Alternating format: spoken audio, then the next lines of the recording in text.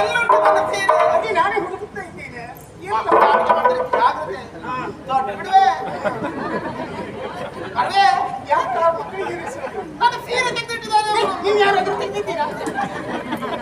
ಅಯ್ಯೋ ದೇವರೇ, ಮಕ್ಕಳು ಎಲ್ಲುಂಟು? ಎಲ್ಲ ಹೋಯ್ತು. ಹೌದೇನೆ, ನೀ ತೆಗೆದೀನಿ. ಯಾರಾದ್ರೂ ತೆಗೆದಿದ್ದೀವಿ? ಅದೇ ಅವಳೆ ಕಾಚಿ ಕೇಳೋದು. ಈಗ ನಿನ್ನ ಮನೆಯಲ್ಲಿ ಅದು ಗೊತ್ತು ನನಗೆ, ಮತ್ತೆ ನಾನು ನಿನ್ನ ಮನೆಗೆ ಬರ್ತೇನೆ. ಎಲ್ಲುಂಟು? ಹೋಯ್ತು.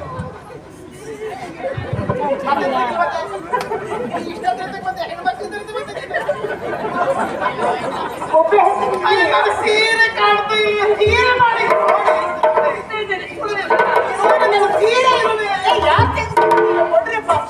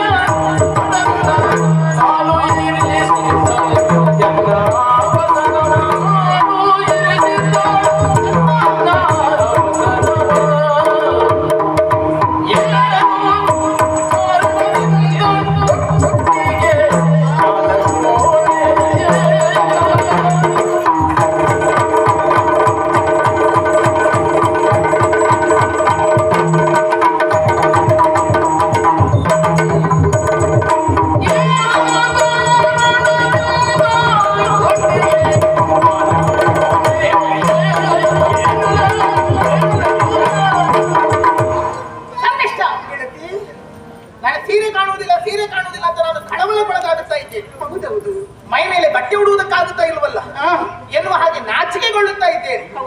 ಹೌದೇನೆ? ಕೂದಲುಗಳಿದ್ದರಾಗಿ ನನ್ನ ಮೈ ಮುಚ್ಚಿಕೊಂಡಿದ್ದೇನೆ. ಹೌದು ಗೆಳತಿ, ನಿನಗೆ ನನ್ನ ಸೀರೆ ಅಂತ ಗೊತ್ತಿಲ್ಲ ನಿನಗೆ? ಅಯ್ಯೋ, ಗೊತ್ತಿದ್ದಿದ್ರೆ ನಾನೇ ತಂದು ಕೊಡುವುದಿಲ್ವಾ? ಸುಮ್ಮನೆ ನಾಟಕ ಮಾಡಬೇಡ ವಂಚಕಿ.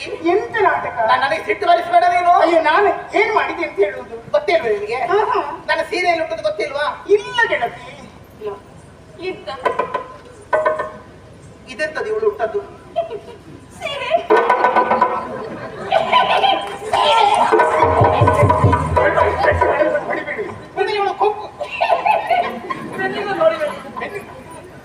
ಊಟ ಮಾಡಿಕೊಂಡು ಬಂದಿದ್ದ ಮತ್ತೆ ಕಷ್ಟ. ಹೌದೇನೆ? ಅದು ನನಗೆ ಕಣ್ಣು ಕಾಣುದಿಲ್ಲ. ನನಗೆ ಸೀರೆ ಅಂತ ನನಗೆ ಗೊತ್ತಿಲ್ಲ. ಉಟ್ಟ ಮೇಲೆ ಸೀರೆ ಪಂಚೆ ಆದ್ರೆ ಸುತ್ತಿಕೊಂಡು ನಾನು ಅದಕ್ಕೆ ಹೇಳ್ತಾ ಇರುದಲ್ಲ. ಮತ್ತೆ ಯಾರು ಉಡುವ ಸೀರೆ? ಹೆಣ್ಣು ಮಕ್ಕಳು ಉಡುವ ಸೀರೆ. ಇಲ್ಲಪ್ಪ, ಇನ್ನೆಲ್ಲ ಗಂಡು ಮಕ್ಕಳೆಲ್ಲ ಸೀರೆ ಉಡ್ತಾರೆ. ಉಡ್ತಾರ ಗಂಡಸರು? ಹುಡುಗರನ್ನು ಹಾಕುದಾದ್ರೂ ಹುಡುಗಿಯರು ಹಾಕಿಕೊಂಡಾರು. ಹುಡುಗಿಯರು ಹಾಕಿಕೊಳ್ಳುದಾರಲ್ಲ, ಹುಡುಗರು ಹಾಕಿಕೊಳ್ಳೋ ಕ್ರಮ ಇಲ್ಲ. ಗೊತ್ತಾಯ್ತಲ್ಲ? ಅಲ್ಲ, ಮತ್ತೆ ಏನು ಅಂತ ಕೇಳುವುದು ನೀನು? ಎಂತಕ್ಕೆ ನನಗೆ ಅಷ್ಟು ನನಗೆ ಮತ್ತೆ ಇಲ್ವೇನೆ? ಹಾಗೆ ಕೇಳಿದ್ದೆ. ಸೀರೆ ಉಡುದ ಹೆಣ್ಣು ಮಕ್ಕಳು, ಇದು ಸೀರೆ ಅಂತ ನನಗೆ ಗೊತ್ತುಂಟು. ಯಾರು ಉಡುವ ಸೀರೆ, ಯಾರು ತನ್ನ ಸೀರೆ, ನನ್ನ ಸೀರೆ ಅದು. ಕಣ್ಣು ಬಿಟ್ಟು ನೋಡು. ಸ್ನಾನ ಮಾಡಿಕೊಂಡು ಮೇಲೆ ಬರುತ್ತಿರುವಂತ ಹೊತ್ತಿನಲ್ಲಿ ನನಗಿಂತಲೂ ದಡಕ್ಕೆ ಮುಂಚಿತವಾಗಿ ಬಂದು ಏನು ನನ್ನ ಕೈ ಸೋತಿತು. ಈಜುವುದಕ್ಕೆ ಸ್ವಲ್ಪ ಕಷ್ಟವಾಯಿತು. ನಾನು ಹಿಂದೆ ಉಳಿದೆ. ನನ್ನನ್ನು ಹಿಂದೆಕ್ಕಿ ಮುಂದಾಗಿ ಓಡಿಕೊಂಡು ಬಂದು ದಡದಲ್ಲಿ ನಾನು ತಂದಿಟ್ಟಂತಹ ನನ್ನ ಕಾಣಬೇಕಾದ ಸೀರೆಯನ್ನು ಉಟ್ಟುಕೊಂಡು ಬಂದೆಲ್ಲ.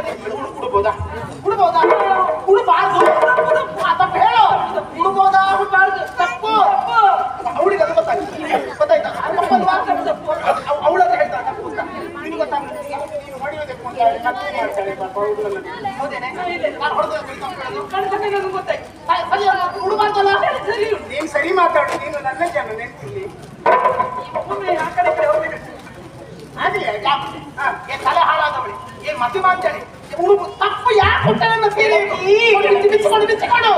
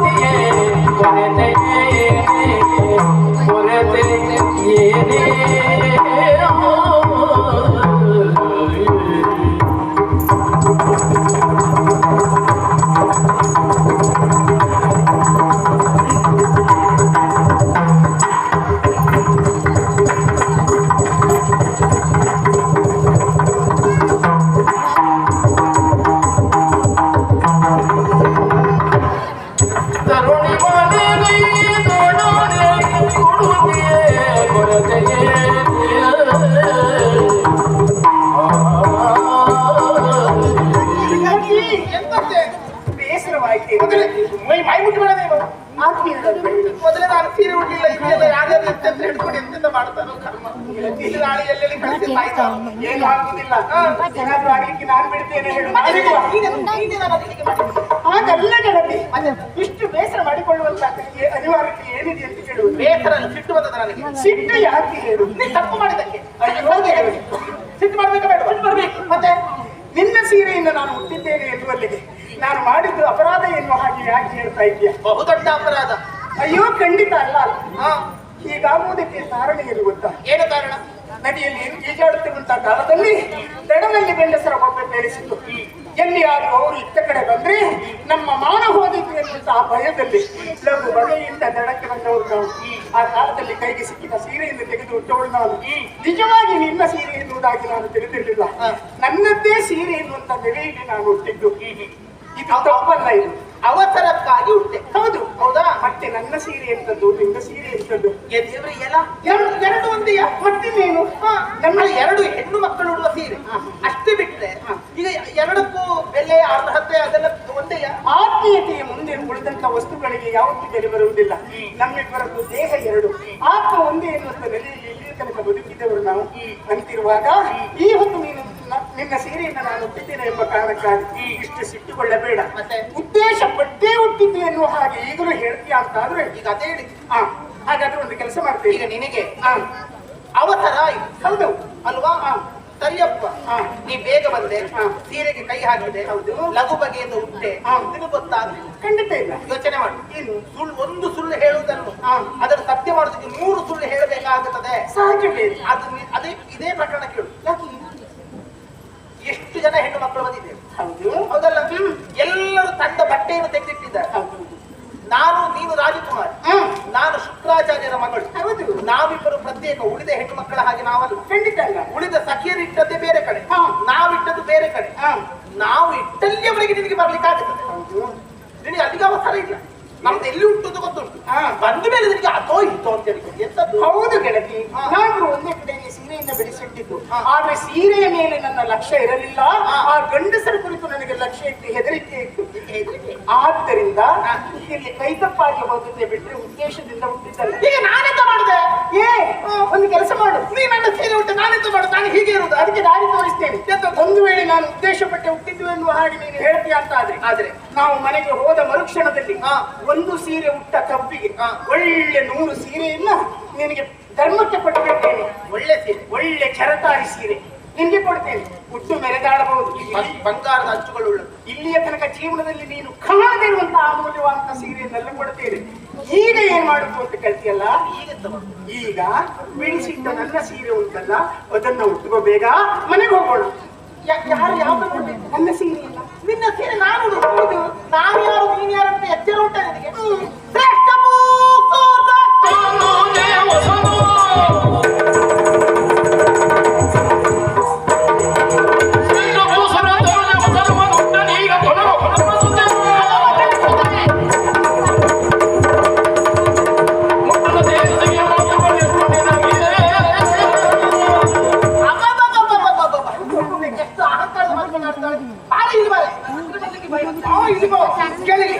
ಅವಳೆಷ್ಟು ಸೊಕ್ಕು ಮಾತಾಡ್ತಾಳೆ.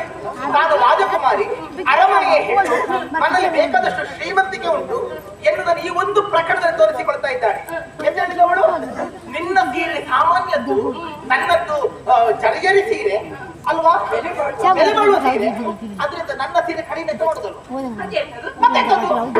ನನ್ನದು ಬ್ರಾಹ್ಮಣರು ಹತ್ತಿ ಬಟ್ಟೆಯ ಸೀರೆ, ನಿನ್ನದು ನೂಲಿನ ಸೀರೆ, ನನ್ನದು ಜರಿಜರಿಯ ಬಂಗಾರದ ಅಂಚುಗಳುಳ್ಳ ಸೀರೆ. ನಿನ್ನ ಸೀರೆ ಪೆಟ್ಟಿಗೆ ಬೆಂಕಿ ಅಲ್ಲ, ನಿನ್ನ ಸೀರೆಯನ್ನು ತಗೊಂಡೋಗಿ ಬಳಕೆ ಯಾಕೆ? ಯಾರಿಗೆ ಬೇಕು ನಿನ್ನ ಸೀರೆ? ಹೊತ್ತಿಗೆ ನನಗೆ ಬಡತನ ಇಲ್ಲ. ಅಲ್ಲ, ನೀನು ಬಯಸಿ ಪಡುವುದಲ್ಲ. ಬೇಡವೇ ಬೇಡ. ನಿನ್ನ ಅಹಂಕಾರವೇ ಕಾಣಿಸುತ್ತಾ ಇರುವುದಲ್ಲಿ ನಿನ್ನ ಒಂದು ಸೀರೆಗೆ 100 ಸೀರೆ ಕೊಡ್ತೇನೆ. ನಾವು ಬ್ರಾಹ್ಮಣರು ಮತ್ತೊಬ್ಬರ ಸೀರೆ ಉಡಬಹುದಾ? ಅಲ್ಲ, ಬ್ರಾಹ್ಮಣರ ಬಟ್ಟೆಯನ್ನು ಮತ್ತೊಬ್ಬರು ಮುಟ್ಟಬಹುದಾ? ಎಚ್ಚರ ಬೇಕಾ ಬೇಡ ನಿನಗೆ? ಬ್ರಾಹ್ಮಣರು ಉಡುವುದು ಬಟ್ಟೆಯ, ಮತ್ತೆ ಬ್ರಾಹ್ಮಣರು ಉಡುವುದು ಮಡಿ. ಮತ್ತೆ ಅದನ್ನು ಉಳಿದ ನಿಮ್ಮಂತವರೆಲ್ಲ ಮುಟ್ಟುವುದಕ್ಕಿಲ್ಲ. ಗೊತ್ತಿಲ್ಲ ನಿನಗೆ? ಬ್ರಾಹ್ಮಣರು ಉಡುವುದಕ್ಕೆ ಏನ್ ಹೇಳ್ತಾರೆ? ಮಡಿ. ಮಡಿ ಮಡಿ. ಒಂದು ಸತ್ಯ ಗೊತ್ತ ನಿನಗೆ? ಎಂತದ್ದು? ಬ್ರಾಹ್ಮಣರು ಉಡುವಾಗ ಒಳ್ಳೆ ಬಿಳಿ ಬಣ್ಣದ ಬಟ್ಟೆ ಯಾವುದು ಒಂದ್ 4-6 ದಿನದಲ್ಲಿ ನೋಡ್ಬೇಕು. ಏನು? ಬಿಳಿ ಬಣ್ಣ ತಿರುಗಿ ಕಾವಿ ಬಣ್ಣಕ್ಕೆ ಹೊಂದಿಕೊಂಡಿರ್ಬೇಕು. ಅದು ನನಗೆ ಗೊತ್ತಿಲ್ಲ. ಇಂಥ ಬತ್ತಾಯ ಅದಲ್ಲೇ ಅಲ್ಲ ಅವಳೇನು ಅಲ್ಲ ಅವಳೇನು ಆ ಬಟ್ಟೆ ಹೇಗುಂಟು ತನ್ನ ಬಟ್ಟೆಗಿರುವಂತ ಮೌಲ್ಯ ಎಷ್ಟು ದೊಡ್ಡದು. ಯಾಕಂದ್ರೆ ಮಾತ್ರವೇ ಅಲ್ಲ, ಬ್ರಾಹ್ಮಣರಾದಂತ ನಾವು ಶ್ರೇಷ್ಠರಿದ್ದೇವೆ.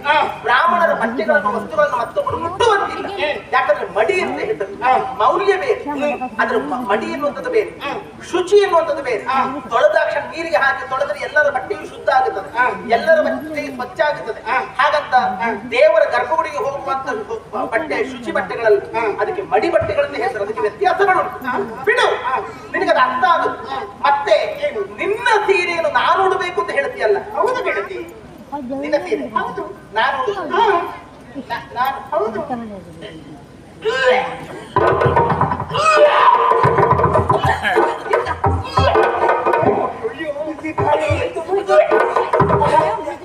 ಇವಳು ಇಂಥವಳು ಅಂತ ನನ್ಗೆ ಗೊತ್ತಿರಲಿಲ್ಲ.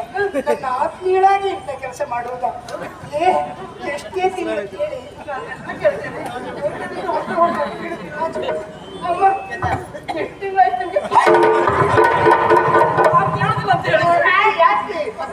ನಿಮ್ಮಂತ ರಕ್ಕ ಸೇರಿಗೆಲ್ಲ ನಾನೀಗ ವಾಕರಿಗೆ ಬಂದದ್ದು ನೀನಿಂತ ವಿಪರೀತ ಅರ್ಥ ಮಾಡಿದ್ದು.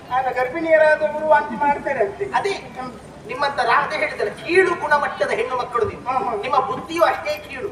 ವಾಕರಿಗೆ ಬರುವುದು ಹೆಣ್ಣು ಮಕ್ಕಳು ಬಸರಿಯಾದಾಗ ಮಾತ್ರವಲ್ಲ. ಮತ್ತೆ ಅದು ಒಂದು ಹೌದಲ್ಲ? ಏ ದೇವರೇ, ನಿಮಗೆ ಹೇಸಿಗೆ ಅಂತ ಒಂದು ರಸ ಉಂಟೆಂಬುದು ಗೊತ್ತಿಲ್ಲ. ಭೀಭತ್ಸ ರಸ ಅಂತ ಅದಕ್ಕೆ ಹೆಸರು. ಒಂದು ಹೇಸಿಗೆಯನ್ನು ಕಂಡಾಗ ಏನಾಗುತ್ತದೆ? ವಾಂತಿ ಬರ್ತದೆ ವಾಕರಿಗೆ. ಅದೇ ಇಲ್ಲಿ ಅಂತ ಹೇಸಿಗೆಯನ್ನು ಕಾಣಲಿಲ್ವಲ್ಲ ನಾವು? ನೀವೇ ಇದ್ದೀರಲ್ಲ, ಯಾಕೆ ನಿನ್ನ ಬಟ್ಟೆ ನಾನು ಉಡಬೇಕು ಎಂದು ಯೋಚಿಸುವಾಗ ನನಗೆ ವಾಕರಿಗೆ ಬರುದು. ಯಾಕಂದ್ರೆ ಎಂತದಕ್ಕೆ ನೀವು ರಾಕ್ಷಸರು ಉಡಬಾರದು, ಶಾಸ್ತ್ರ ಉಂಟು. ಒಬ್ಬರು ಉಡುವ ಬಟ್ಟೆ, ಒಬ್ಬರು ಉಣ್ಣುವ ತಟ್ಟೆ, ಒಬ್ಬರು ಧರಿಸಿಕೊಳ್ಳುವ ಪಾದರಕ್ಷೆ, ಇದನ್ನು ಮತ್ತೊಬ್ಬರು ಬಳಸುವಂತಿಲ್ಲ, ಉಪಯೋಗಿಸುವಂತಿಲ್ಲ, ಉಣ್ಣುವಂತಿಲ್ಲ. ಇದು ಯಾರ್ಯಾರು ಹೇಳಿದ್ದಲ್ಲ, ಮನುಶಾಸ್ತ್ರವೇ ಹೇಳಿರುವಂತದ್ದು, ಮನುಸ್ಮೃತಿಯಲ್ಲಿ ಇರುವಂತದ್ದು. ನಾವು ಶಾಸ್ತ್ರವೇ ಇರ್ತದೆ, ನಾವೇ ಆಚರಣೆಯಲ್ಲಿ ಇಟ್ಟುಕೊಳ್ಬೇಕು. ನಾವೇ ಆಚರಣೆ ಮಾಡಿದ್ರೆ ಉಳಿದವರು ಮಾಡೋದಿಲ್ಲಿ. ಆ ಕಾರಣಕ್ಕೋಸ್ಕರವಾಗಿ ಹೇಳಿದ್ದು ಅಲ್ಲ. ಅದು ಇರಬಹುದು, ಮನುಶಾಸ್ತ್ರ ಇಲ್ಲ ಅಂತ ನಾನು ಹೇಳುವುದಿಲ್ಲ. ಆದ್ರೆ ಕೆಲವೊಂದು ಸಂದರ್ಭದಲ್ಲಿ ಆಪತ್ತರ್ಮವನ್ನು ನಾವು ಅನುಸರಿಸಬೇಕಾಗ್ತದೆ. ಉಂಟು, ಪ್ರಾಣ ಹೋಗೋ ಹೊತ್ತಿನಲ್ಲಿ. ಹೌದಲ್ಲ? ಬೇಕಾದ ಹಾಗೆ ಸುಳ್ಳನ್ನಾದ್ರೂ ಆಡಬಹುದು ಉಂಟು. ಇಲ್ಲಿ ಆಪತ್ತೆಂತದು? ಇಲ್ಲಿ ಆಪತ್ತೇನು?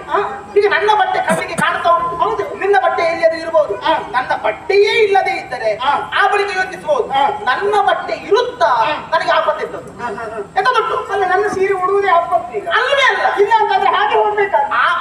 ಹಾಗಲ್ಲ, ಈಗ ನೀವು ಬಿಚ್ಚಿಕೊಟ್ರೆ ಸರಿಯಾಗುತ್ತದೆ. ನಾನು ಕೊಡುವುದು ಹಾಗಾದ್ರೆ ಎಂತದ್ದು? ನನ್ನನ್ನು ಈ ಸ್ಥಿತಿಯಲ್ಲಿ ಕಾಣಬೇಕು ಅಥವಾ ಹೀಗೆ ಮಾಡಿಸಬೇಕು ಅಂತ ನನಗೆ ಪೂರ್ವೋದ್ದೇಶ ಉಂಟು. ಯಾಕೆ ಗೊತ್ತಾ? ನಿನಗೆ ಈ ಬುದ್ಧಿ ಬಂದದ್ದು ಯಾಕೆ? ನಿನ್ನ ಅಪ್ಪ ಎಂತವ?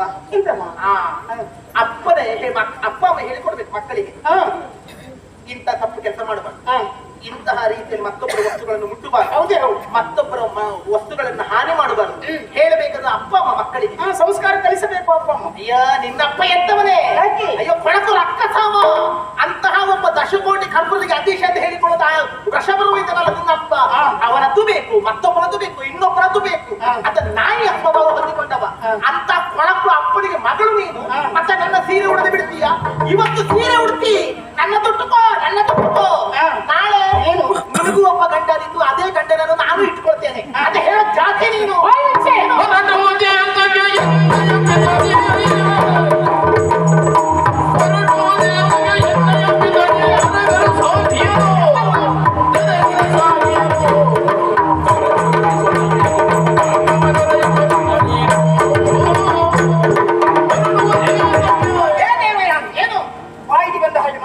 ಮಾತಾಡ್ತಿದ್ದು ನೀನು ಆಡಿದ್ದೆಲ್ಲ ಮಾತು ಅಂತ ಆಗುವುದಿಲ್ಲ. ಅದು ಹರಟುವುದು ಹೊಗಳುವುದು ಅಂತ ಆಗ್ತದೆ. ಈಗ ಅದೇನು ಅದೇ ಜಾತಿಯವರಲ್ವ ನೀವು? ಅಲ್ಲ ಅಂತಾದ್ರೆ ಈ ಕಾಲದಲ್ಲಿ ನೀನು ಆಡುತ್ತಿರುವಂತ ಮಾತುಗಳೇನು? ನಮ್ಮಿಬ್ಬರ ವಿಚಾರ ಇದು ಕೇವಲ ನಮ್ಮಿಬ್ಬರಿಗೆ ಮಾತ್ರ ಸೀಮಿತವಾಗಿರಬೇಕು. ಅದನ್ನ ಬಿಟ್ಟು ಈ ಕಾಲದಲ್ಲಿ ನಿನ್ನ ನಾಲಿಗೆ ಯುದ್ಧವಾಯಿತು ಅಲ್ವೇನೆ? ನನ್ನಪ್ಪನ ವಿಷಯ ಮಾತಾಡ್ತಾ ಇದ್ದೇನೆ. ನಿನ್ನಪ್ಪ ದೊಡ್ಡ ಬದನೆಕಾಯಿ ಅಂತ ಬೇಕಲ್ಲ? ನನ್ನಪ್ಪನ ವಿಚಾರವಾಗಿ ನಿನಗೆ ಮಾತಾಡುವಂತ ನೈತಿಕತೆಯಲ್ಲೇನು ಇದ್ದದರಲ್ಲಿ ಹೇಳಿದ್ದು ಅವರೇ ಕೆಟ್ಟವ. ಅಂತಹ ಕೆಟ್ಟ ರಾಕ್ಷಸನಿಗೆ ಮಗಳು ನೀನು ಅಂತ ಕೆಟ್ಟ ಬುದ್ಧಿ ಇರುವುದು. ನನ್ನಪ್ಪ ಎಂತವ, ನನ್ನಪ್ಪ ಎಷ್ಟು ಯೋಗ್ಯತಾವಂತ ಎನ್ನುವುದು ಲೋಕ ತಿಳಿದುಕೊಂಡಿದೆ, ಲೋಕ ತಿಳಿದುಕೊಂಡಿದೆ. ಎಲ್ಲ ಗೊತ್ತಪ್ಪ ನಿನ್ನ ಅಪ್ಪನ ಹಣೆ ಬರ. ನನ್ನಪ್ಪನ ಯೋಗ್ಯತೆ ಎಂತದ್ದು ಹಣೆ ಬರ, ನಿನ್ನಪ್ಪನದ್ದು, ನಿನ್ನಪ್ಪನ ಹಣೆ ಬರ. ನನ್ನ ಅಪ್ಪನ ಸುದ್ದಿ ಮಾತಾಡ್ರು ಯಾರಿಗೆ ನಿನಗೆ ನೀರು ಎತ್ತುವುದು ನನ್ನ ಕೈ ತಿಂಡಿ ತಿಂತದ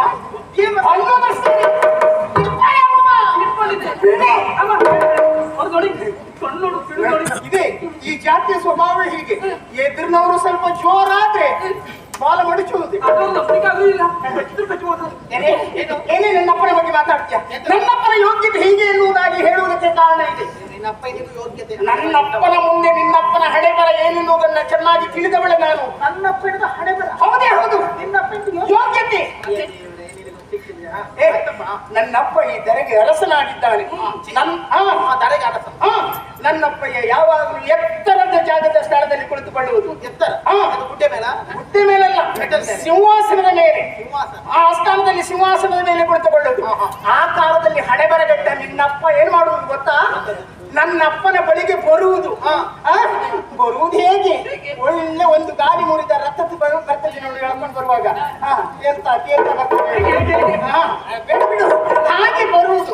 ಯಾಕೆ ದೇಹ ಬೇಸದೆ? ಯಾಕೆ ಹೇಗೆ ಅವಳಿಗೆ ನೋಡು ಮತ್ತು ಉಡಾಣದಂತ ಹೊಟ್ಟೆ. ಹೌದು, ಒಂದೇ ಒಂದು ಕಣ್ಣು, ಒಕ್ಕಣ್ಣ ಶುಕ್ರಾಚಾರ್ಯ. ಆದ್ದರಿಂದ ಆ ರೀತಿಯಾಗಿ ಬರುವುದು.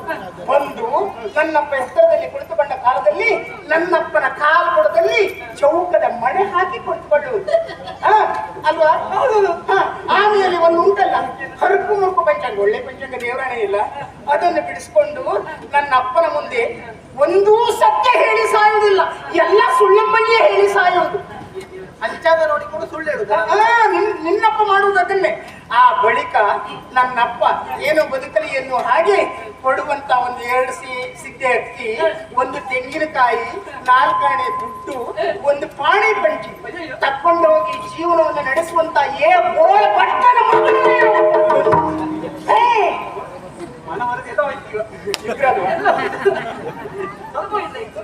ಎಷ್ಟು ಸುಳ್ಳು ಹೇಳ್ತಾಳೆ ಯಾಕೆ? ಒಂದಾದ್ರಲ್ಲಿ ಸತ್ಯ ಇತ್ತ? ಸುಳ್ಳು ಸರಿ, ನನ್ನಪ್ಪಯ್ಯ ನಿಮ್ಮ ಮನೆಗೆ ಬಂದು ಪಂಚಾಂಗ ಶ್ರವಣ ಮಾಡಿ ಪೌರೋಹಿತ್ಯ ಮಾಡಿದ್ದಕ್ಕೆ ಒಂದು ಸಿದ್ದೆ ಅಕ್ಕಿ, 2 ತೆಂಗಿನಕಾಯಿ, 4 ಆಣೆ ದುಡ್ಡಲ್ಲಿ ನಾವು ಬದುಕುದ? ಹೌದೌದು. ಈಗ ನೀನು ಆಡ್ತಿರೋದು ಸುಳ್ಳು ಅಂತ ತೋರಿಸ್ತೇನೆ. ಯಾಕೆ? ಹೇಗೆ? ಅಲ್ಲ, ಈಗ ಒಂದು ಸಿದ್ದೆ ಅಕ್ಕಿ, ಯಾರಾದ್ರೂ ನನ್ನನ್ನು ನೋಡಿದವರು ಹೇಳಬೇಕು ಇದು ಒಂದು ಸಿದ್ದೆ ಅಕ್ಕಿ ತಿಂದು ಬೆಳೆದ ನನಗೆ ಒಮ್ಮೆ ಊಟಕ್ಕೆ ಕೂತು ಹೇಳ್ಬೇಕಾದ್ರೆ ಒಂದು ಸೇರಕ್ಕೆ ಅನ್ನಾದ್ರೂ ಬೇಕು, ನನಗೆ ಸತ್ಯಕ್ಕೂ ಅದಕ್ಕೆ ಬೇಕು. ಇದಕ್ಕೆ ಒಂದು ಸಿದ್ದೆ ಅಕ್ಕಿ, 2 ಕಾಯಿ,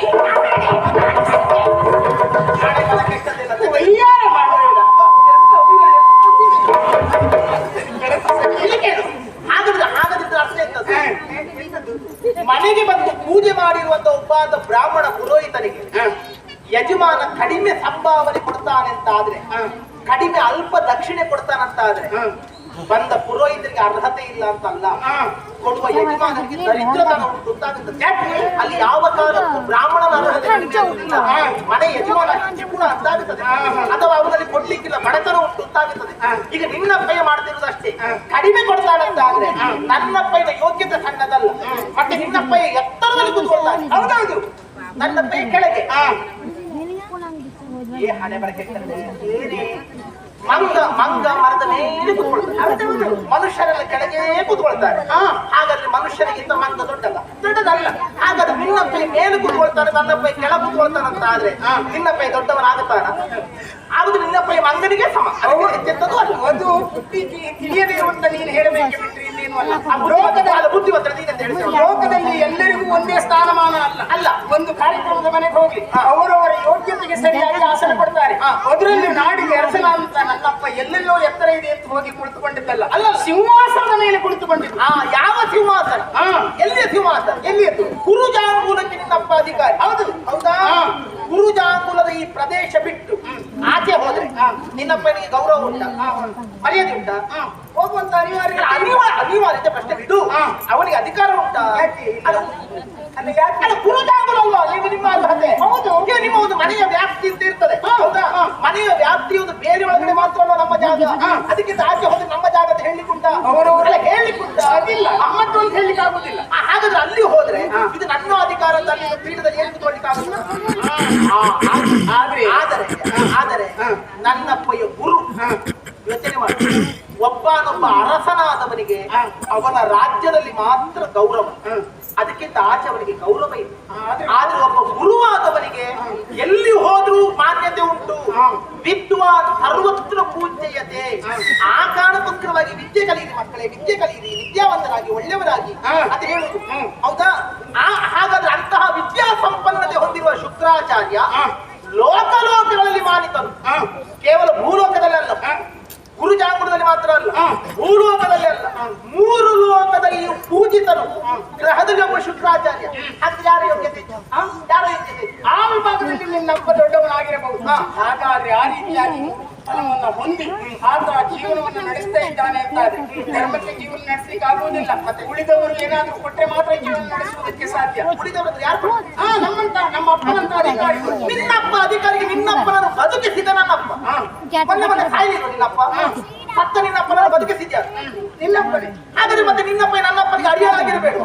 ಒಬ್ಬ ಅದನ್ನು ಪ್ರಾಣ ಉಳಿಸ್ತಾನಂತಾದ್ರೆ ಮತ್ತೆ ಬದುಕಿದ್ರೆ ಸಾಯುವ ತನಕ ಅವನಿಗೆ ಚಿರಋಣಿಯಾಗಿರ್ಬೇಕಾ ಬೇಡ? ನಿನ್ನಪ್ಪನ ದೇಹದ ಮೇಲೆ ಓಡಾಡುವ ಪ್ರಾಣ ನಮ್ಮ ಭಿಕ್ಷೆ ಗೊತ್ತಲ್ಲ, ಅದು ಬಿಟ್ಟುಕೊಂಡು ನಾವು ಬರ್ತೇವೆ, ನಾವು ಪಟ್ಟದಲ್ಲಿ ಬದುಕುತ್ತೀವಿ ಅಂತ ಹೇಳ್ತೀರಲ್ಲ. ಚಾತುರ್ವರ್ಣ ತೊಳ್ಳು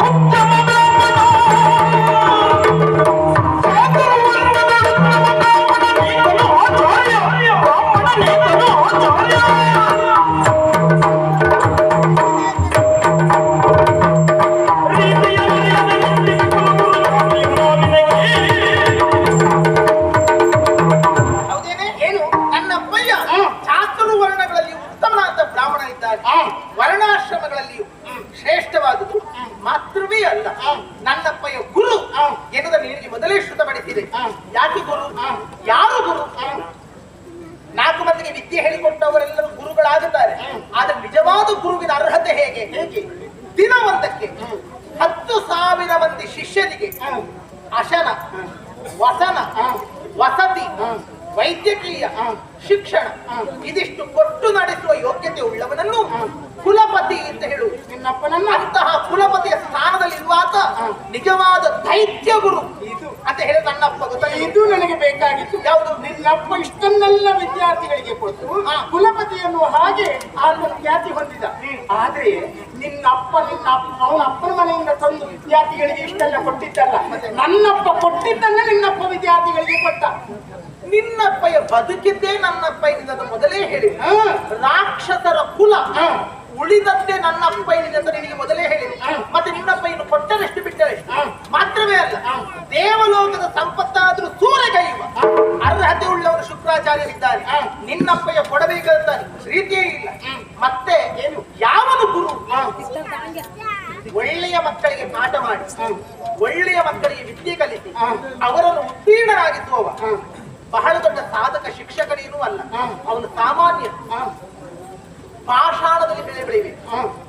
ನೀರಾವರಿ ಭೂಮಿಯಲ್ಲಿ ಬೀಜ ಬಿತ್ತಿ ಬೆಳೆ ಬೆಳೆಯುವುದು ದೊಡ್ಡ ವಿಷಯವೇ ಅಲ್ಲ. ಕಲ್ಲಿನಲ್ಲಿಯೂ ಕೂಡ ಉಳುಮೆಯನ್ನು ಮಾಡಿ ಬೇಕಾದ ಹಾಗೆ ಬೆಳೆ ಬೆಳೆಯುತ್ತಾನಂತಾದ್ರೆ ಅವನೊಬ್ಬ ಉತ್ತಮ ಸಾಧಕ ಕೃಷಿಕ ಅಂತಾಗುತ್ತದೆ. ಆದ್ರೆ ಒಂದು ಒಬ್ಬಾದ ದೇವಗುರುವಾದಂತಹ ಬೃಹಸ್ಪತಿ, ಇನ್ನೊಬ್ಬಾತ ರಾಕ್ಷಸ ಗುರುವಾದಂತಹ ನನ್ನಪ್ಪ ಶುಕ್ರಾಚಾರ್ಯ. ದೇವತೆಗಳು ಮೊದಲೇ ಒಳ್ಳೆಯವರು, ಸುಮನಸರು ಅಂತ ಅವರಿಗೆ ಹೆಸರು. ಅಂತಹ ವಿದ್ಯಾರ್ಥಿಗಳಿಗೆ ಪಾಠ ಮಾಡುವುದಕ್ಕೆ ಒಳ್ಳೆಯ ಗುರು ಬೇಕುದಿಲ್ಲ, ಸಾಮಾನ್ಯ ಶಿಕ್ಷಕರು ಸಾಕಾಗುತ್ತಾನೆ. ಆದ್ರೆ ನನ್ನಪ್ಪ ಕತ್ತಲೆಯಲ್ಲೇ ಹುಟ್ಟಿ, ಕತ್ತಲೆಯಲ್ಲೇ ಬದುಕಿ, ಕತ್ತಲೆಯಲ್ಲೇ ಸಾಯುವ ರಾಕ್ಷಸರಾದಂತ ನಿಮ್ಮನ್ನು ಉದ್ಧಾರ ಮಾಡ್ತೇನೆ ಅಂತ ಹೊರಟಿದ್ದಾನಲ್ಲ ನನ್ನ ಅಪ್ಪಯ್ಯ. ಹಾಗಾದ್ರೆ ಎಂತ ಸಾಧಕ ಶಿಕ್ಷಕ ಅಲ್ಲ. ಇದರಲ್ಲಿ ಸಾಧನೆ ಸುಮ್ಮನೆ ಹೇಳಿಕೊಳ್ಳುವುದಲ್ಲ. ನಮ್ಮಲ್ಲಿ 100ಕ್ಕೆ 100 ಫಲಿತಾಂಶ ಬರ್ತದೆ. ನಮ್ಮದು ಅಂತಹ ವಿಶ್ವವಿದ್ಯಾನಿಲಯ, ನಮ್ಮಲ್ಲಿ ಅಂತಹ ಗುರುಗಳಿದ್ದಾರೆ. ಕರ್ಮವ ಸೇರಿಸಿಕೊಳ್ಳುವಾಗಲೇ ಹೇಳುದು 90ಕ್ಕಿಂತ ಮೇಲೆ ಇದ್ರೆ ಮಾತ್ರ ನಮ್ಮಲ್ಲಿ ಪ್ರವೇಶ, ಅದರಲ್ಲಿ ಪ್ರವೇಶ ಇಲ್ಲ. ಅಂತ ವಿದ್ಯಾರ್ಥಿಗಳನ್ನು ಸೇರಿಸಿಕೊಳ್ಳುದು. ಮತ್ತೆ ನಮ್ಮಲ್ಲಿ 100ಕ್ಕೆ 100 ಫಲಿತಾಂಶ ಅದಲ್ಲ, ಅದೊಂದು ವರ್ಗವೇ ಇದೆ. ಆ ವಿಚಾರದ ಕುರಿತಾಡುವುದಲ್ಲ. ಒಂದು ಮಾತನ್ನ ಹೇಳಿದ್ಯಲ್ಲ, ಕಲ್ಲಿನಲ್ಲಿಯೂ ಬೆಳೆ ತೆಗೆಯುವಂತ ಅಪ್ಪನಿಗೆ ಉಂಟು ಎನ್ನುವ ಹಾಗೆ. ಆದ್ರೆ ಒಂದು ನೆನಪಿಟ್ಟು, ಕಲ್ಲಿನಲ್ಲಿ ಬೆಳೆ ತೆಗೆಯಬಹುದು, ಆಗುವುದಿಲ್ಲ ಅಂತಲ್ಲ. ಕಲ್ಲಿನಲ್ಲಿಯೂ ಬಿತ್ತಿದಂತಹ ಬೀಜಕ್ಕೆ ಸತ್ವ ಬೇಕು, ಮಳೆ ಒಡೆಯುವಂತದ್ದು. ಆ ಒಳಿತದ ಬೆಳೆಯುವುದು ಅಲ್ಲ ಹೇಳಿ. ಅದಕ್ಕೊಂದು ಸತ್ತು ಬರಬೇಕು ಅಂತಾರೆ. ಕಲ್ಲಿ ಬೀಜಕ್ಕೆ ಸತ್ವ ಹೇಳಿದ್ದೇ ಇರುವುದಲ್ಲ. ಫಲವತ್ತತೆಯ ಕುರಿತಾಗಿ ನಾನು ಆಡ್ತಾ ಇದ್ದೀನಿ. ಹೌದಾ? ಹಾಗಾದ್ರೆ ಎಷ್ಟು ಪರಿಶ್ರಮ ಬೇಕು ಅದನ್ನು ಯೋಚನೆ ಮಾಡು. ಬಿಡು. ಗುರುವನ್ನು ಪೂಜೆ ಮಾಡ್ತಾರೆ, ಗುರು ಇಲ್ಲದೆ ಇದ್ದರೆ ಗುರು ಪೀಠ ಪೂಜೆ ಮಾಡ್ತಾರೆ, ಗುರು ಪೀಠ ಇಲ್ಲದೆ ಇದ್ದರೆ ಗುರುವಿನ ಪಾದುಕೆ ಪೂಜೆ ಮಾಡ್ತಾರೆ. ನಾನು ಗುರು ಪುತ್ರಿ ಅಂತಹ ಶುಕ್ರಾಚಾರ್ಯನ ಮಗಳು ನಿನಗೆ ಪೂಜಿತಳು ಅಂತಿರುವಾಗ ನನ್ನನ್ನು ಕ್ಷಣವಿಲ್ಲದೆ ನನ್ನನ್ನು ಅವಗಿಡಿಸಿ ನನಗೆ ಅಪಮಾನ ಮಾಡುತ್ತಾ ನನ್ನ ಅಪ್ಪನಿಗೆ ಬೈತಾ ಇದೆಯಲ್ಲ, ನಿನ್ನಂತವಳ ಬಾಯಿಗೆ ಇಂಥ ಮಾತಲ್ಲಿ ಇಂಥ ಮಾತು ಬರ್ತದೆ. ಯಾಕೆ ಹೆಂಡೆ ಕೊಡೋ ಇದೆಯಾ ನೀನು? ಸರಿ ಕಳ್ಳು ಕೊಡ್ತೀಯಾ ಅಥವಾ ಸರಿ ಮಾಂಸ ತಿನ್ಕೊಂಡು ಬಂದಿದ್ಯಾ? ಅದು ಕೊಳತ ಮಾಂಸ ತಿನ್ನೋದು ನಿನಗಿಂತ ಮುಂಜಾನಿಲ್ಲ ಬಂದಿದ್ದು.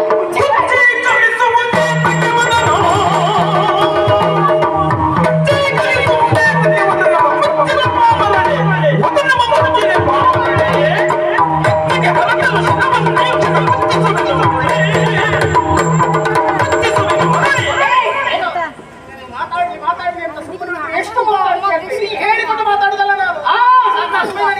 ಆದ್ರೆ ಯಾವುದು ಎಲ್ಲಿದೆ ಅದನ್ನು ಹಾಗೆ ಹೇಳಬೇಕು. ನೋಡು, ಒಂದು ಅಕ್ಷರ ನಾನು ಹೇಳಿದ ತಪ್ಪುಟ್ಟದ್ದು ಯಾರ್ದೋ ನಿನ್ನ ಅಪ್ಪನ ವಿಷಯದಲ್ಲಿ ಇಲ್ಲಿ ನಿನ್ನ ಅಪ್ಪನನ್ನು ಎಷ್ಟು ಎತ್ತರಿಸುವಂತ ಅನಿವಾರ್ಯತೆ ಏನಿಲ್ಲ ಗೊತ್ತಾ? ನಿನಗೆ ಅರ್ಥ ಆಗ್ಲಿಲ್ಲ ಸಂತಾನ ಅಲ್ಲ, ನನಗೆ ಅರ್ಥ ಆಗಿದೆ. ಯಾಕೆ ಕೇಳು? ಅರ್ಥ ಆಗಿದ್ರೆ ಇಷ್ಟು ಮಾಡ್ತಿರ್ಲಿಲ್ಲ ನೀನು. ನನ್ನ ದುಡ್ಡುಕೋ ನಿನ್ನ ಅಪ್ಪಯ್ಯ ಬೇಡುವ ಅಂತ ಹೇಳ್ತೀನಿ. ಹೌದು, ಹೇಳಿದೆ. ಆದ್ರೆ ಆ ಬಳಿಕ ನೀನು ಹೇಳಿದ್ದೆಂತದ್ದು?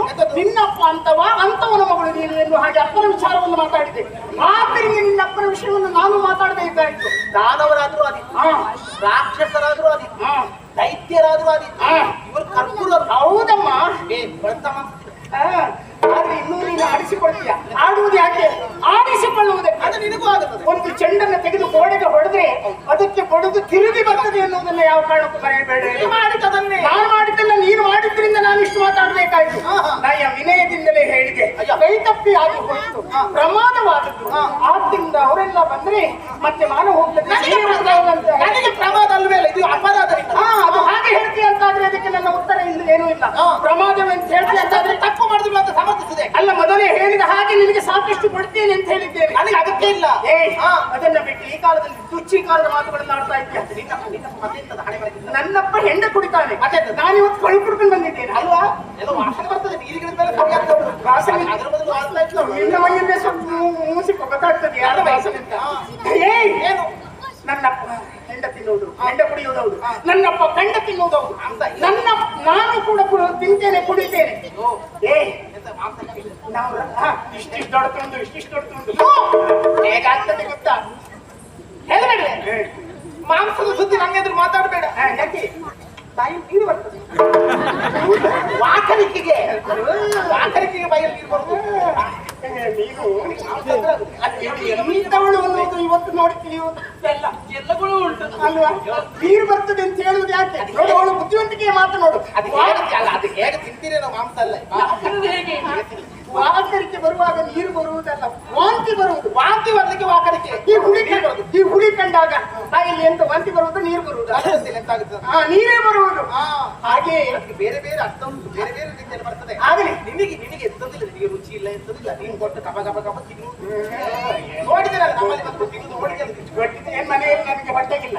ಏನು ಆತ್ಮೀಯತೆಗೆ ಬೆಲೆ ಕೊಟ್ಟಿದ್ದನ್ನ ಇಷ್ಟ ಇಲ್ಲದೆ ಹೋದ್ರು, ರುಚಿಸದೆ ಹೋದ್ರು ತಿನ್ನುವುದು ಯಾಕೆ? ಆತ್ಮೀಯತೆಯಿಂದಾಗಿ. ಆತ್ಮೀಯತೆ ಬೆಕ್ಕಿ ಬಿದ್ದ ಆತ್ಮೀಯತೆ. ಆ ಶಬ್ದದ ಅರ್ಥ ನಿನಗೆ ಎಲ್ಲೂ ಗೊತ್ತಿದೆ? ಏನು? ನಾವೆಲ್ಲ ಕುಡಿಯುವವರು, ತಿನ್ನುವವರು. ಹೌದು, ಹೌದೇ. ನನ್ನ ಅಪ್ಪ ಕುಡಿತಾನೆ, ನಾನು ಕುಡಿತಾನೆ, ನಮ್ಮ ಜಾತಿಯವರೆಲ್ಲ ಕುಡಿತಾರೆ, ತಿಂತಾರೆ. ಆದ್ರೆ ನಿನ್ನಪ್ಪ ಹೆಣ್ಣ ಕುಡಿಲಿಲ್ವೇನೆ? ನಿನ್ನಪ್ಪ ಕುಡಿದೆ ಮೂಗಿಗೆ ಬರುವ ತನಕ ಕುಡಿದಿದ್ಯಾ? ಕುಡಿದಿದ್ದಾನೆ. ಎಲ್ಲ ಆಡ್ತಾನಂತೆ, ಆಡ್ತಾನೆ, ಕಾಲ ಹಾಕ್ತಾನೆ. ಹೇಳೋದುಂಟು ಮಗುವಿಗೆ ಹೋಗಿಗೆ ಬಣ್ಣ ಹಾಕ್ಬಾರ್ದು.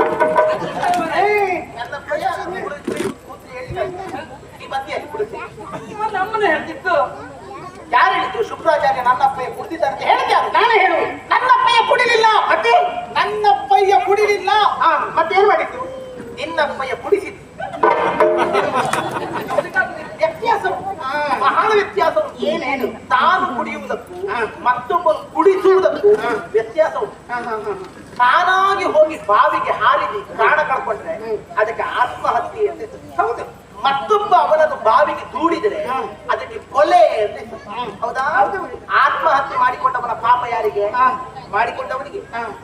ಅದೇ ಮತ್ತೊಬ್ಬ ಯಾರು ಬಾವಿಗೆ ದೂಡಿದ್ರೆ ಶಿಕ್ಷೆ ಅಥವಾ ಪಾಪ ಯಾರಿಗೆ? ಯಾರು ದೂಡುತ್ತಾನೋ ಅವರಿಗೆ. ಹೌದಾ?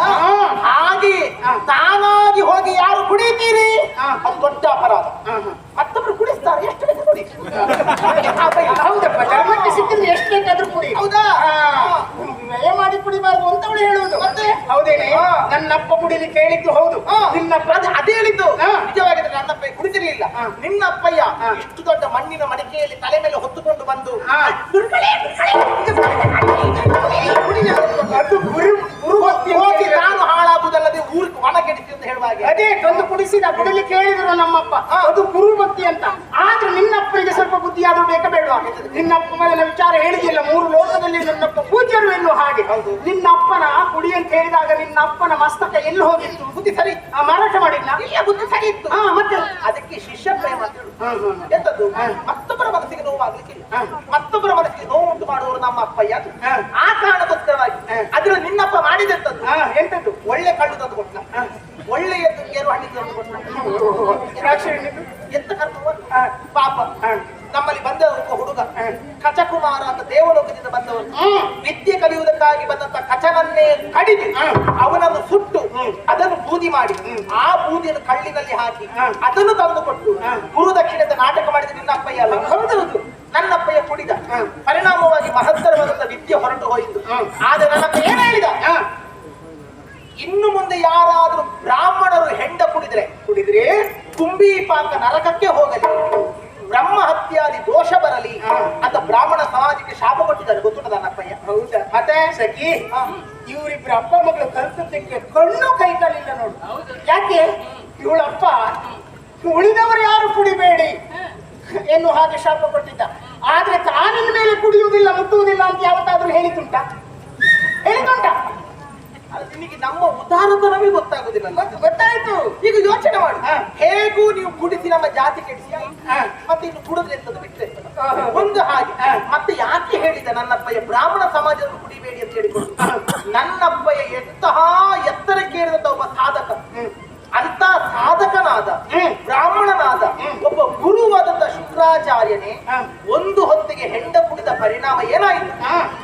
1000 ವರ್ಷಗಳ ಕಾಲ ತಪಸ್ಸು ಮಾಡಿ ಪಡೆದಂತ ಮೃತ ಸಂಜೀವಿನಿ ವಿದ್ಯೆಗೆ ಹೊರಟು ಹೋಯಿತು. ಹೌದಾ? ಅಂತ ದೊಡ್ಡ ನಷ್ಟ ಒಮ್ಮೆ ಕುಡಿದದಿಂದಾಯಿತು. ಎಲ್ಲಿಯಾದ್ರೂ ಸಾಮಾನ್ಯರು ಕುಡಿದ್ರೆ ಏನಾಗುತ್ತದೆ? ನಿಮ್ಮ ಮನೆ ಮಠ ಹಾಳಾಗುತ್ತದೆ.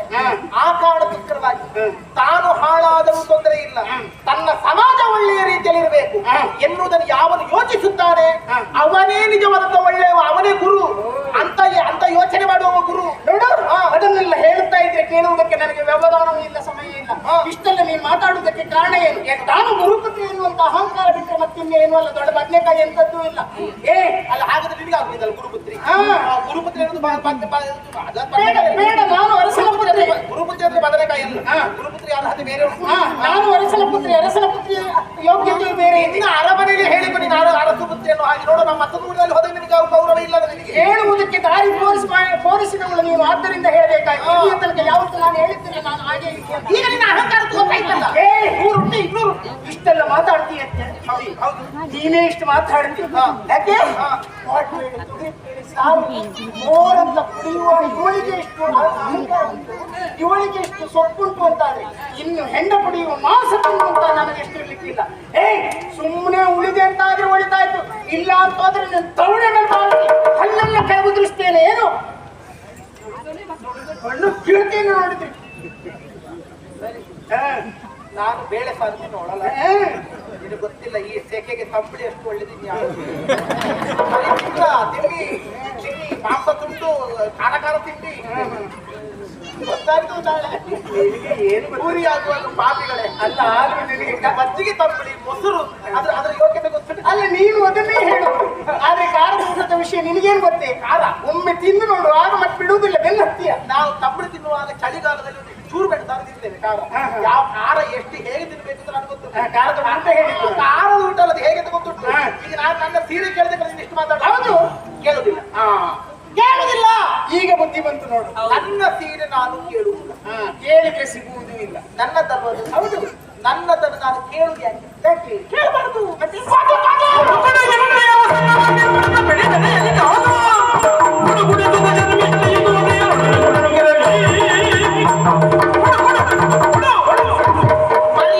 ನನ್ನ ಸೀರೆಯನ್ನು ಬಿಚ್ಚಿ ನಾಯಿ ಬುದ್ಧಿ ಕಚ್ಚಲಿಕ್ಕೆ ಗೊತ್ತಾಯ್ತಲ್ಲ. ನಾನುಂಟ ಸೀರೆಯನ್ನು ನೀನು ಬಿಚ್ಚಿ ಕೊಟ್ರೆ ಹಾಗಾದಿತ್ತು.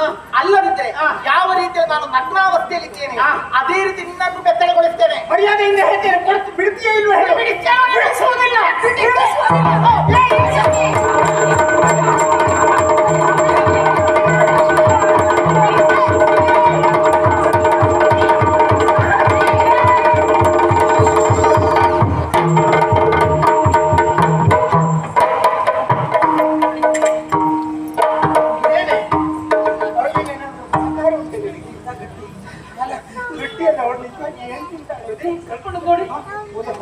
ಮಿತಿ ಹಾಗೆ ಬೆಳೆದಿದ್ದಾಳೆ. ಅವಳೊಬ್ಬಳ ನಾಚಿ ನೋಡುವುದಕ್ಕೆ ಅದೆಷ್ಟು ಕಷ್ಟ ಆಯ್ತು ನೋಡು. ಹಾ. ಏ, ಅದಲ್ಲ, ನಾನು ಮತ್ತು ದೇವಿಯರಿ ಅತಿ ಆತ್ಮೀಯರು. ಇಲ್ಲಿಯ ತನಕ ದೇಹ ಎರಡು, ಉಸಿರು ಒಂದೇ ಎನ್ನುವ ಹಾಗೆ ಬದುಕಿದವರು. ಆದ್ರೆ ಇವತ್ತು ಕೇವಲ ಸೀರೆ ಉಟ್ಟೆ ಎಂಬ ಕಾರಣಕ್ಕಾಗಿ ಅವಳು ಮಿತಿ ಮೀರಿ ಹಲ್ಲೆ ಮೀರಿ ಮಾತನಾಡಿದಳು. ನನ್ನ ವ್ಯಕ್ತಿತ್ವವನ್ನು, ನನ್ನ ಅಪ್ಪನ ವ್ಯಕ್ತಿತ್ವವನ್ನು ಕಡೆಗಣಿಸಿದಳು. ಯಾಕೆ ಯಾಕೆ ಇವಳಿಗೆ ಎಷ್ಟು ಸಿಟ್ಟು ಬಂತು? ಅರ್ಥವಾಯಿತು ಗೆಳತಿ, ಅರ್ಥವಾಯಿತು. ನಿಜವಾಗಿ ಅವಳ ಸೀರೆ ಬೇರೆ ಯಾವುದಾದ್ರೂ ನಾನು ಹುಟ್ಟಿದ್ದಿದ್ರೆ ಇಷ್ಟು ಕೋಪ ಬರುವುದಿಲ್ಲ. ಈ ಸೀರೆ ಉಟ್ಟಂತ ಕಾರಣವಾಗಿ ಕೋಪ ಬಂದಿದ್ದು ಯಾಕೆ ಗೊತ್ತಾ? ಇದು ಯಾವ ಸೀರೆ? ಹಿಂದೆ ಅವಳ ಪ್ರಿಯತಮನಾಗಿರುವಂತಹ ಕಚ್ಚನು ಅವಳಿಗೆ ಪ್ರೇಮದ ಕಾಣಿಕೆಯಾಗಿ ಕೊಟ್ಟಂತಹ ಸೀರೆ ಇದು. ಆ ಕಾಲದಲ್ಲಿ ನನಗೂ ತೋರಿಸಿದ್ದಳು, ಇದು ನನ್ನ ಪ್ರಿಯತಮ ಕೊಟ್ಟಿದ್ದು ಎನ್ನುವ ಹಾಗೆ. ಆ ಕಾಲದಲ್ಲಿ ಒಳ್ಳೆಯದಿದೆ ಎನ್ನುವ ಹಾಗೆ ನಾನು ನನ್ನ ಮೆಚ್ಚುಗೆಯನ್ನು ವ್ಯಕ್ತಪಡಿಸಿದವಳು. ಆದ್ರೆ ಈ ರೂಪದಲ್ಲಿ ನನಗೆ ಇರುವಂತ ಒಂದು ಸಂದರ್ಭ ಬರ್ತದೆ ಎನ್ನುವಂತಹ ಕಲ್ಪನೆ ಇರಲಿಲ್ಲ. ಆದ್ದರಿಂದ ಅವಳಿಗೆ ಸಿಟ್ಟು ಬಂದಿದ್ದು. ಹೋಗಿ ಬಿಡು, ಮಿತಿ ಮೀರಿ ಮಾತಾಡಿದಂತ ಅವಳಿಗೆ ತಕ್ಕ ಶಾಸ್ತಿ ಆಯಿತು. ಹಾಳು ಕೂಪಕ್ಕೆ ನೂಕಿದ್ದೇವೆ. ಆದ್ರೆ ಒಂದು, ನಾವು ನಮ್ಮ ಕಥೆಯಲ್ಲಿ ಅವಳು ಬಂದಿದ್ದು, ಅವಳಿಗೂ ನಮಗೂ ಆದಂತ ಈ ಜಗಳ ಅಲ್ಲ, ನಾವು ಅವಳನ್ನ ಬಾವಿಗೆ ನೂಕಿದ್ದು. ಈ ವಿಚಾರ ಮತ್ತೊಬ್ಬರಿಗೆ ಗೊತ್ತಾಗಬಾರದು. ನಾವು ಹೇಗೆ ಬಂದಿದ್ದೇವೋ ಹಾಗೆ ಅರಮನೆ ಸೇರಿಕೊಂಡು ಈ ಗುಟ್ಟನ್ನ ಕಾಪಿಡೋಣ. ನೆನಪಿರಲಿ.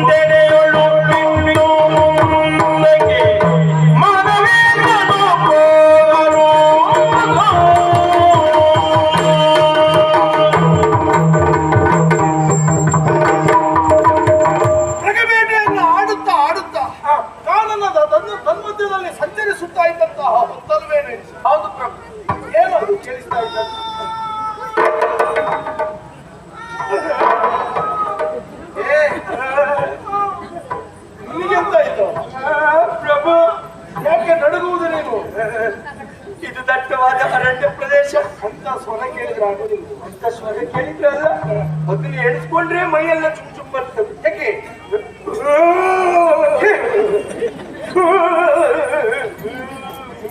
ಏನಾಯ್ತು ನಿನಗೆ? ಪ್ರಭು, ಈ ಸ್ವರ ಮತ್ತಾರದ್ದು ಅಲ್ಲ. ಯಾರದ್ದು? ಇದು ಮೋಹಿನಿ ದೆವ್ವದ ಸ್ವರ. ಅದೆಂತದ್ದು ಮೋಹಿನಿ ದೆವ್ವ ಅಂತ ಹೇಳಿದ್ರೆ? ಹೌದು ಪ್ರಭು. ಏನು? ಹೆಣ್ಣಾದವಳು ಮದುವೆಯಾಗದೆ ತನ್ನ ಆಸೆಗಳು ಈಡೇರದೆ ಸತ್ತಳುವಂತಾದ್ರೆ, ಅವಳಿಗೆ ಬೇಕಾದ ಸಂಸ್ಕಾರಗಳಾಗದಿದ್ದರೆ ಹೆಣ್ಣು ಸತ್ತ ಬಳಿಕ ಮೋಹಿನಿಭೂತವಾಗ್ತಾಳೆ. ಆದ್ರೆ ಅದು ಕಷ್ಟ ಉಂಟು. ಯಾಕೆ? ಚಂದದ ಹುಡುಗರು ಮಕ್ಕಳೆಲ್ಲಾದ್ರೂ ಒಬ್ಬಂಟಿಯಾಗಿ ಸಂಚರಿಸುವ ವೇಳೆಯಲ್ಲಿ ಆ ಮೋಹಿನಿ ದೆವ್ವ ಹೋಗಿ ಅವರನ್ನು ಹಿಡ್ಕೊಳ್ತದಂತೆ ಪ್ರಭು. ಮತ್ತೆ ನಿನಗೆ ಹಾಕಿದ್ರಿಗೆ ಮೋಹಿನಿ ದೆವ್ವ ಉಪದ್ರ ಕೊಡುವುದು ಚಂದದ ಗಂಡು ಮಕ್ಕಳಿಗಲ್ವ? ಮತ್ತೆ ನಿನಗೆ ಅಂತ ಸಮಸ್ಯೆ. ಈ ಕಾಡಿನಲ್ಲಿ ಆ ಮೋಹಿನಿಗೆ ನಾನೇ ಚಂದ ಕಂಡ್ರೆ ಸಾಧ್ಯತೆ ಉಂಟು ಮಾತ್ರ ಪ್ರಭು. ಹೆಣ್ಣು ಸತ್ತ ಬಳಿಕ ಮೋಹಿನಿ ಆಗುತ್ತಾಳೆ, ಅದೇ ಗಂಡು ಸತ್ತ ಬಳಿಕ ಹೇಗೆ ಅವ ಮೋಹನನೇ ಆಗುತ್ತಾನೆ. ಹಾಗಾದ್ರೆ ಮೋಹನ ಎಲ್ಲ ದೆವ್ವಗಳೇ. ಸರಿ, ಕೇಳ ಏನು ಅಂತ.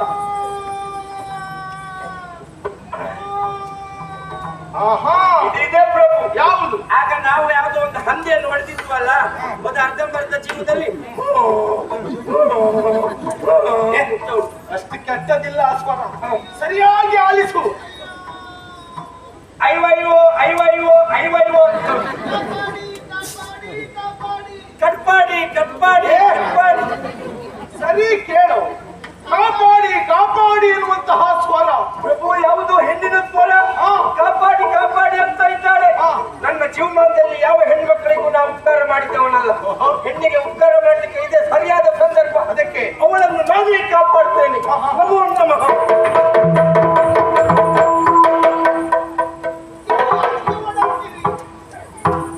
ನಾನು ಹಾಳು ಬಾವಿಯಲ್ಲಿದ್ದೇನೆ ಹಾಳು ಬಾವಿಯಲ್ಲಂತೆ. ಬಾವಿ ಒಳಗಿದ್ದಾಳಂತೆ. ಹಾ, ಬಾವಿ ಒಳಗಿಂದ ಕೋಮಲವಾದ ಸ್ವರ. ಪಾಪ ಪಾಪ, ಬಾವಿಗೆ ಬಿದ್ದಿದ್ದಾಳೆ, ಕಾಪಾಡಬೇಕಲ್ಲ. ನಾ ಬಾವಿ ಒಳಗೆ ಹೋಗು ಹೋಗು ಹೋಗು. ಎಂತ ಕರ್ಮ ಕಾಪಾಡುದು ನಾನು. ಹೊತ್ತಿರ ಬರಬೇಡಿ ಅಂತ ಹೇಳ್ತಾಳೆ, ಕಾಪಾಡಿ ಕಾಪಾಡಿ ಅಂತಾಳೆ. ನಾ ಹೊತ್ತಿರ ಬರದವರನ್ನು ಕಾಪಾಡುತ್ತೆ ಹೇಗೆ? ಇಣುಕಿಯೂ ನೋಡಬಾರ್ದು. ನಿಕ್ಲಿಕ್ಕಿಲ್ಲ, ಹತ್ತಿರ ಬರ್ಲಿಕ್ಕಿಲ್ಲ, ಕಾಪಾಡಬೇಕು.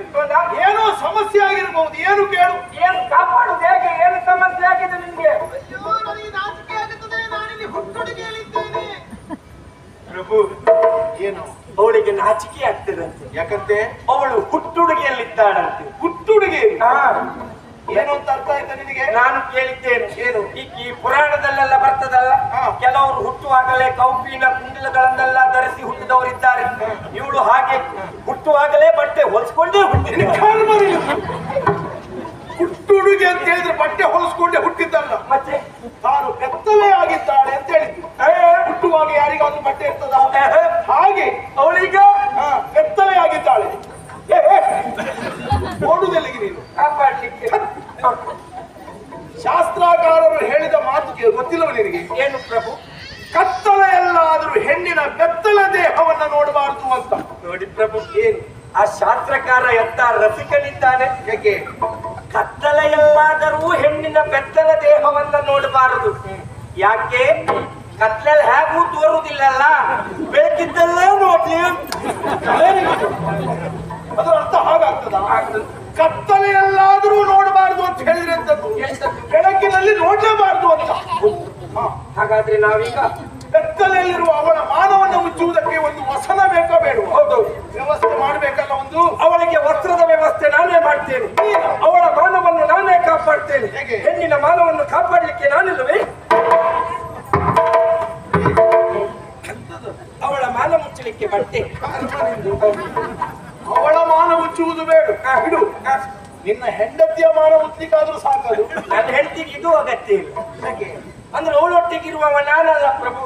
ನಾ ಅವಳೊಟ್ಟಿಗಿರುವಾಗ ಮರ್ಯಾದೆ ಹೋಗು ಪ್ರಸಂಗ ಏನೇನು ಬರ್ತದೆ ಹೇಳಿ. ಹಾಗಾಗಿ ನೀವಿಬ್ಬರೇ ಇರುವಾಗ ತೊಂದರೆ ಇಲ್ಲ. ತೊಂದರೆ ಇಲ್ಲ ಪ್ರಭು. ನೀನು ಕೊಡುವುದು ಬೇಡ, ನನ್ನ ಉತ್ತರೀಯವನ್ನ ಅವಳಿಗೆ ಕೊಡ್ತೇನೆ, ಅವಳ ಮಾನ ಮುಚ್ಚುವುದಕ್ಕಾಗಿ. ಇದು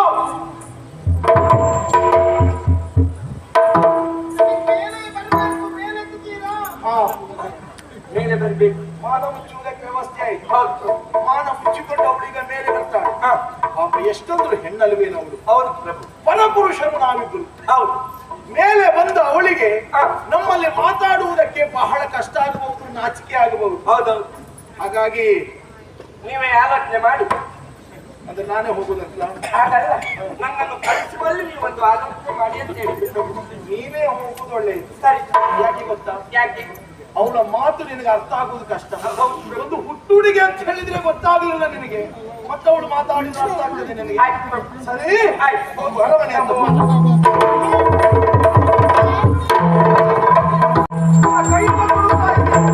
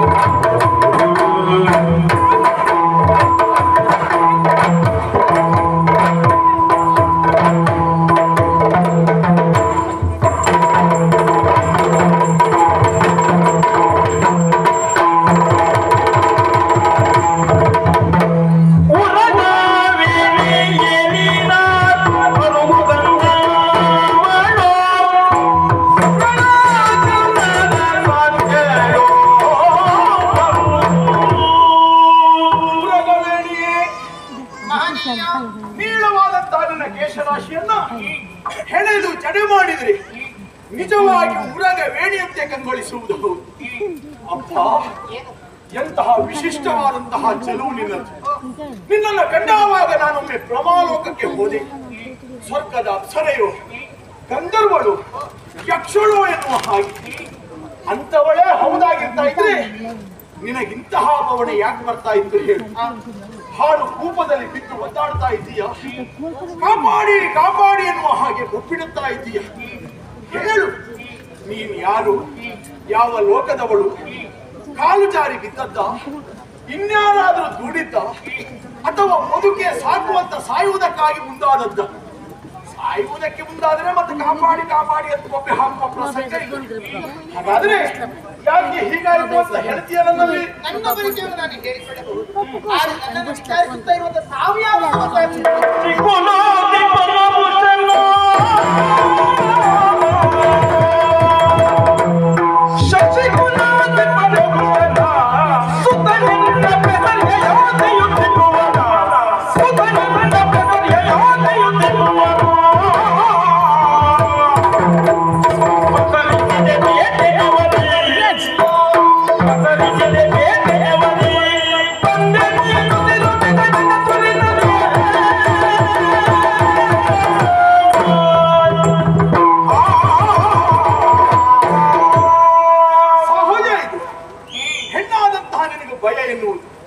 ಹೆದರಬೇಕಾದದ್ದಿಲ್ಲ. ಶ್ರೇಷ್ಠವಾದಂತಹ ಚಂದ್ರವಂಶದಲ್ಲಿ ನನ್ನ ಜನನವಾಗಿದೆ. ಚಂದ್ರನಿಂದಲಾಗಿ ಬುಧನಿಂದಲಾಗಿ ಪುರೂರವ, ಆಯು ನಹುಷ, ಸಶರೀರಿಯಾಗಿ ಸ್ವರ್ಗವನ್ನೇರಿದಂತಹ ಪುಣ್ಯಾತ್ಮರು ಆ ನಹುಷ ಚಕ್ರವರ್ತಿಗಳು. ಅವರಿಗೆ ಮಗನ ಚಕ್ರವರ್ತಿಗಳು ಯಯಾತಿ ಎನ್ನುವ ಹಾಗೆ ನನ್ನ ಹೆಸರು. ಆವಂತಿಯ ದೊರೆ. ಹಾಗಾಗಿ ಭಯಬೇಡ. ನಿನಗೊದಗಿದಂತಹ ಪವಣೆ ಏನೆನ್ನುವುದನ್ನ ನಿರ್ಭೀತಿಯಿಂದ ನನ್ನಲ್ಲಿ ಹೇಳಿಕೊಳ್ಳಬಹುದು.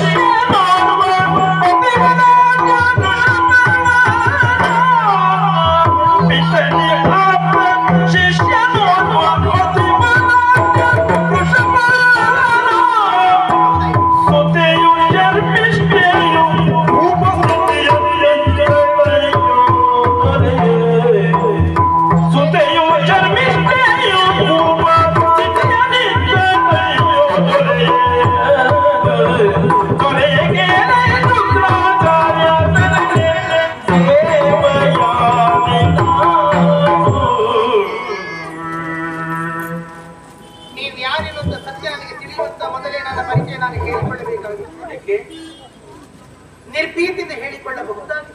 ಈಗ ಏನಾಯ್ತು? ಈಗ ನೀವು ಎಷ್ಟು ಎತ್ತರದವರು ಅಂತ ನನಗೆ ಅರ್ಥ ಆಯ್ತು. ಅಂತಹ ನಿಮ್ಮ ನನ್ನ ಈ ಕಷ್ಟವನ್ನು ನಾನೆಂತೂ ಹೇಳಿಕೊಳ್ಳಲಿ. ಬಡವನವರು ತಾನು ಹಸಿದಿದ್ದೇನೆ ಎನ್ನುವ ಹಾಗೆ ನಿರ್ಭೀತಿಯಿಂದ ಹೇಳಿಕೊಳ್ಳುತ್ತಾನೆ, ನಿರ್ಲಜ್ಜೆಯಿಂದ ಹೇಳಿಕೊಳ್ಳುತ್ತಾನೆ. ಅದೇ ಶ್ರೀಮಂತನವರು ಉಣ್ಣದೆ ಕೆಲ ದಿನಗಳಾದರೂ ಮತ್ತೊಬ್ಬರಲ್ಲಿ ಹೇಳಿಕೊಳ್ಳೋದಕ್ಕೆ ಅವನಿಗೆ ಸಾಧ್ಯವೇ? ಮರ್ಯಾದೆ ಅಡ್ಡ ಬರ್ತದೆ. ನನಗಾಗುತ್ತಿರುವುದು ಅದೇ ದೊರೆಗೆ. ಏನು? ಲೋಕಕ್ಕೆ ಬಂದಿರುವಂತ ಕಷ್ಟವನ್ನಾದರೂ ಪರಿಹರಿಸುವಂತ ಯೋಗ್ಯತೆ ನಮ್ಮ ಮನೆತನದವರಿಗುಂಟು. ರಘುವಂಶಜರು ನಾವು. ದೈತ್ಯ ಗುರುಗಳಾದಂತಹ ಶುಕ್ರಾಚಾರ್ಯರಿಗೆ ನಾನು ಮಗಳು. ಅಯ್ಯೋ, ಶುಕ್ರಾಚಾರ್ಯರಿಗೆ ಮಗಳೇ? ಹೌದಲ್ಲ? ಭಯದಿಂದಲಾಗಲಿ ಗೌರವದಿಂದಲಾಗಲಿ ಶುಕ್ರಾಚಾರ್ಯರ ಹೆಸರನ್ನು ಕೇಳಿದಾಗ ಲೋಕ ತಲೆಮಾಗುತ್ತದೆ.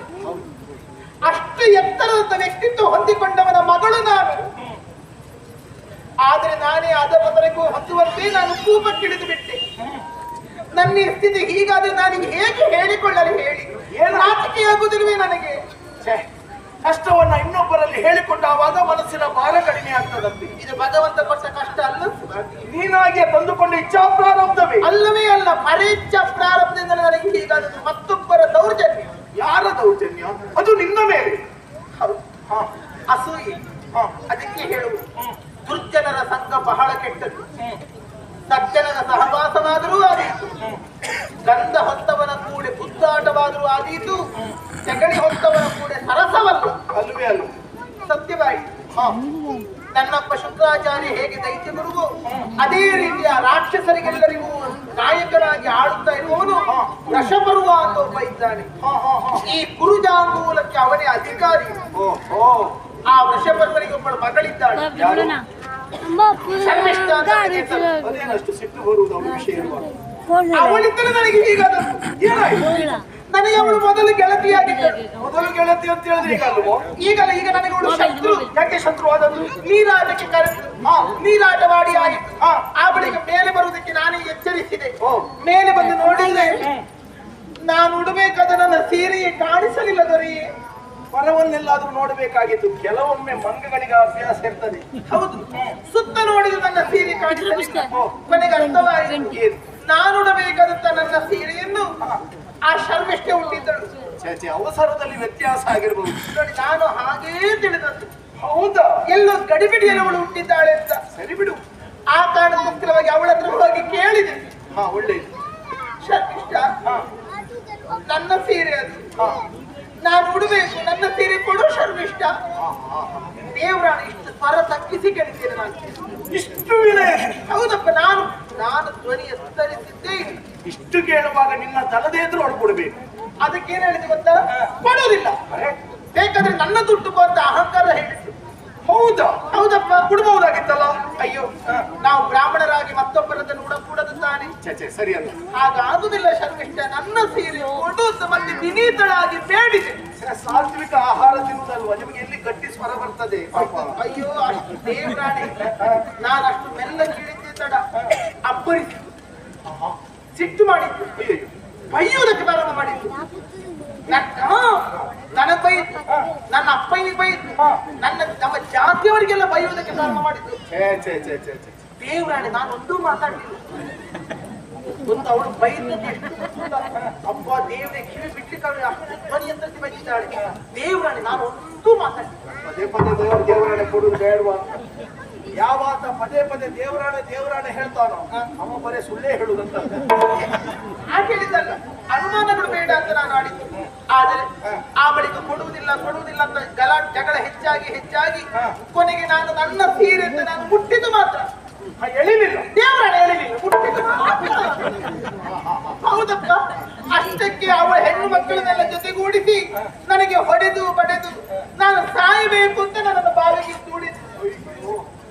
ಹೌದು ಸ್ವಾಮಿ, ಅಂತ ಕೆಟ್ಟ ರಾಕ್ಷಸರು. ಆದ್ರೆ ಏನು ಮಾಡೋಣ? ರಕ್ಷಂತಿ ಪುಣ್ಯಾನಿ ಪುರಾಕೃತಾನಿ. ಹೌದಲ್ಲ, ಯಾವುದೋ ಹಿಂದಿನ ಜನ್ಮದ ಪುಣ್ಯದ ವಿಶೇಷದಿಂದ ನಾನು ನಿಮ್ಮ ದೆಸೆಯಿಂದ ಬದುಕಿದೆ. ನಿಮಗೆ ಮತ್ತೆ ನನ್ನ ಕೃತಜ್ಞತೆ. ಆದರೂ ದೇವರು ಒಳ್ಳೆ